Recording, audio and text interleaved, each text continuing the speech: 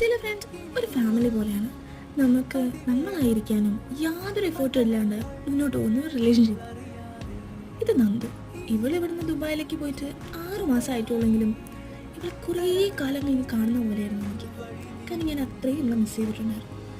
കണ്ട സ്ഥിതിക്ക് ഫുഡ് അടിയാണല്ലോ പ്രധാനം. അങ്ങനെ ഇതിനേട്ടൻ നന്ദുവിൻ്റെ ഹസ്ബൻഡാണ്. ഇത് ശരത്തേട്ടൻ, പിന്നെ ഞങ്ങളുടെ സരിക. ഞങ്ങൾ 3 പേരും കോളേജ് മുതലുള്ള ഫ്രണ്ട്സാണ്. ഞങ്ങളുടെ കൂടെ ഒരാളും കൂടി ഉണ്ട്, അഞ്ജു. അവൾ MBA പഠനമൊക്കെ ആയി അവളുടെ രീതിയിൽ തിരക്കായിരുന്നു. നമ്മൾ അത്രയും കാലം കണ്ടുകൊണ്ട് അൺഎക്സ്പെക്റ്റഡ് വീഡിയോ എടുക്കാൻ പ്ലാൻ ചെയ്തെങ്കിലും നമ്മുടെ വീഡിയോസിൻ്റെ ഇടയിൽ തന്നെ നമ്മൾ നോർമലി സംസാരം തുടങ്ങി. അങ്ങനെ ഇവരോട് കുറേ നേരം സംസാരിച്ച് ഇവരോട് യാത്രയൊക്കെ പറഞ്ഞു പോകുമ്പോൾ എന്തോ ഒരു സങ്കടം.